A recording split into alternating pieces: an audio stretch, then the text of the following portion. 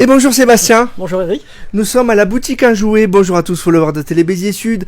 On visite cette boutique qui a déjà ouvert depuis plus d'un an. Le temps passe très vite, octobre 2023. C'est ça passe très vite. J'ai ouvert octobre l'an dernier, donc c'est mon deuxième Noël. Et voilà, donc il m'a fallu un an bien pour roder la machine, m'adapter aux demandes des clients et modifier le magasin qui en un an a beaucoup changé. Alors je fais un petit clin d'œil aussi à Aurélien du côté de Planète Manga parce que vous êtes complémentaires et vous avez ouvert récemment vous tous. Exactement, ouais, c'est ça. Un mois après, on a ouvert en même temps et on s'est connus parce qu'on faisait un peu les peintures, les travaux en même temps dans les locaux. Et c'est Frédéric aussi du côté de Dreams Geek. C'est ça. Sur les allées. C'est exactement. Qui avait l'ancienne boutique pas loin d'ici et voilà, donc ça fait un petit club de nouveaux arrivants. Il y a une solidarité entre vous? Oui, ouais. Énormément. On s'envoie bien sûr de la clientèle. Et puis après, le fait d'échanger, la petite pause café, c'est toujours intéressant. Ouais. Alors la boutique à jouer, c'est quoi? C'est des jeux de société, on les voit derrière nous, vous voyez, ça va loin. Il y a un long linéaire, on va dire. Combien de jeux? T'as un chiffre de jeux? Et des jeux, souvent, on va le dire, qu'on connaît pas on voit les plus connus, Monopoly, La Bonne Paye, pour ne citer que. Mais là, 7 pièces pour un château, je vois ce qui est devant moi, Tri Society. Et ben tout ça, on ne le connaît pas. C'est ça, j'ai l'avantage, moi qui ai bossé pour des grandes chaînes, là j'ai l'avantage d'avoir ma propre boutique et de sélectionner pièce par pièce chaque jouet. Tout comme les livres, il y a des éditeurs de jeux, il y a des auteurs locaux, on en parlera aussi. Exactement, des éditeurs, des auteurs locaux, on a la chance dans la région et même en Occitanie d'avoir beaucoup d'auteurs, des illustrateurs qui font beaucoup et qui ont plaisir à venir partager leur passion dans la boutique. Donc, ça marche comme les livres, il y a des éditeurs, il y a des gens qui font le graphisme. C'est ça. Des concepteurs. Exactement ça. Ouais. Ils vont faire les jeux. Il y a la partie édition, il y a la partie illustration bien sûr, la partie édition, la partie distribution. Alors parfois la chaîne est plus ou moins courte, mais voilà, ça fonctionne comme ça finit dans nos boutiques. Et là, voilà, l'avantage comme tu disais, c'est que je peux sélectionner chaque jeu que j'ai pu tester en amont pour voir si ça colle avec moi ce que j'aime déjà. Et c'est quand même ma passion. Et puis après, ce qui va plaire à mes clients. Et j'ai plus de facilité aussi pour faire essayer les jeux. J'essaie d'ouvrir un maximum de boîtes pour que les gens se rendent compte si le jeu est fait pour eux ou pas. Oui, tu fais essayer de temps en temps. Des fois, il y a des journées où les gens peuvent librement essayer. Chaque fois c'est différent. C'est des jeux de plateau en général. Comment ça se passe? Il y a des dés, il y a des pions. Il y a de tout. Il y a les jeux plateau, certes. Cette année, c'est une année à jeux de cartes, beaucoup de jeux de plis dérivés de la belote qu'on connaît tous, etc. Avec des règles additionnelles qui vont modifier la façon de jouer. Mais on est beaucoup cette année sur des jeux de plis. Il y a des jeux adaptés de la télé. J'ai vu le jeu Koh-Lanta avec le totem. C'est ça. Alors ça, c'est un jeu. C'est un jeu simple. C'est un jeu simple, mais c'est le jeu Juggle Speed qui a été dérivé Koh-Lanta. Bon, ça c'est un jeu qui est sorti il y a quelques années, mais qui fait toujours énormément de succès, notamment maintenant avec les fêtes qui s'approchent. Donc c'est un jeu qu'on a toujours en avant, etc. Ouais.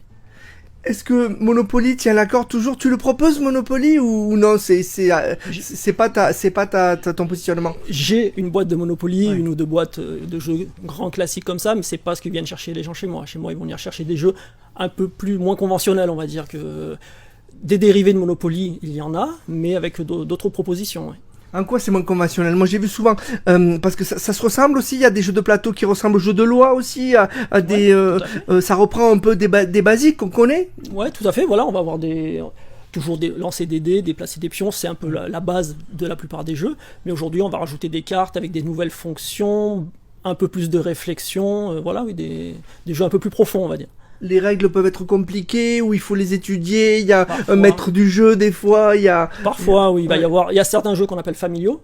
Un jeu familial va être un jeu, souvent c'est écrit 8-10 ans sur les boîtes, où on te montre la partie, ça y est, une partie et c'est fait, on a compris les règles. Et il y a effectivement des jeux un peu plus experts qu'on va initier experts, où là il va falloir quand même passer un peu de temps avant de jouer pour comprendre les règles.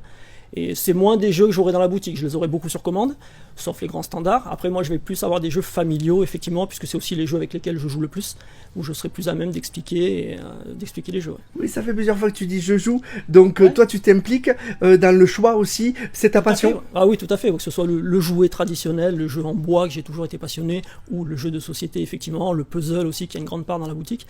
Moi je suis un grand enfant, ça c'est aucun doute.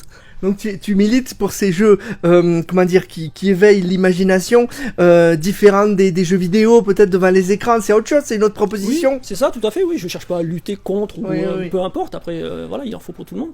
Mais c'est vrai que oui, moi j'ai plus d'affinité à être autour d'une table avec 2 personnes, 3 personnes, ou 5 personnes, 5-6 personnes, à échanger autour d'un jeu de plateau, à avoir la petite tension que va procurer le jeu, à avoir des jeux narratifs. Moi je suis un grand fan de jeux narratifs. Qu'est-ce que c'est les jeux narratifs? C'est un jeu qui va te proposer un thème, un sujet, et en fait il va y avoir une grosse discussion autour du jeu pour le développer, et en gros ça raconte une histoire. Ça peut être des enquêtes, ça peut fait passer à Cluedo, un petit peu, c'est ça? Si tu veux, ça peut Ouais. être un peu ça, des jeux d'énigmes, des jeux d'enquête, ou alors des jeux qui vont raconter comme On peut en montrer un, Fil ouais. Rouge. Je voulais t'en montrer un grand classique de cette année qui est Fil Rouge.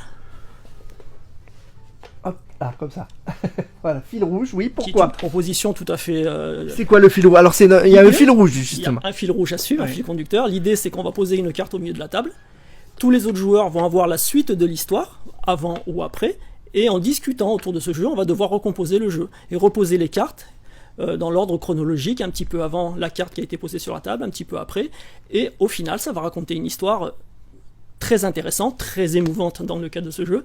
Et tu sors avec un jeu qui t'a procuré des sensations. On n'est plus dans le jeu d'excitation avec des dés, tu sors de ça comme si tu avais lu un roman qui t'a un peu bouleversé. Il y a 10 000 possibilités, j'imagine, suivant le positionnement des Alors cartes. non, il y a une seule histoire. Ah. C'est comme si tu remettais les chapitres d'un livre dans l'ordre. D'accord. Mais je te promets que tu sors de cette histoire, tu en discutes longtemps, comme après un bon film, quand tu sors d'une salle de cinéma où plus personne parle parce que tu es encore dans le film. Il y a des jeux comme ça qui procurent la même sensation. Et c'est ce que j'aime dans le jeu de société.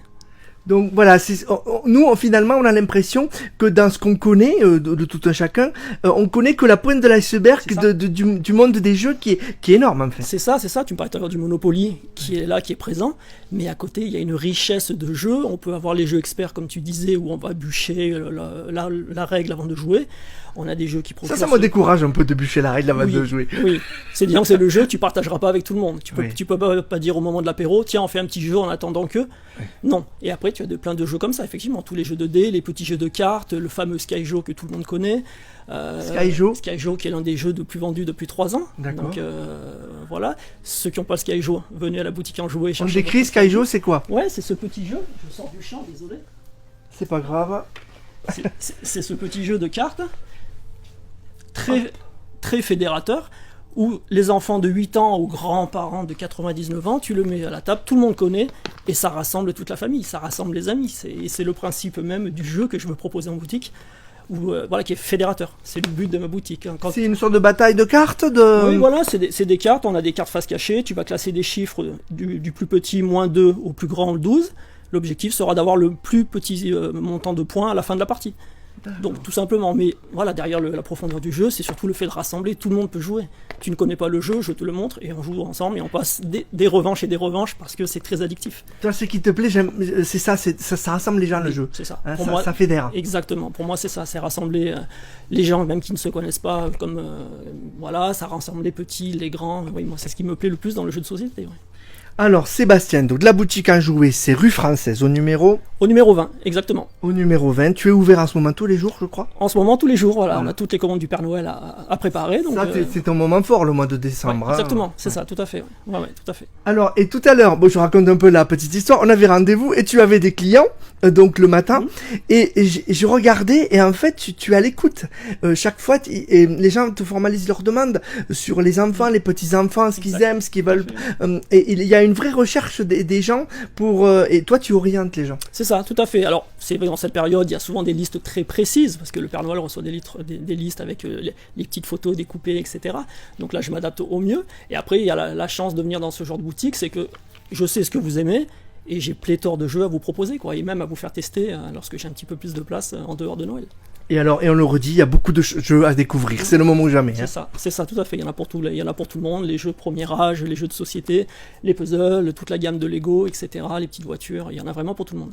Merci beaucoup, Sébastien, et bon courage pour cette période de fête. Merci beaucoup, merci à vous.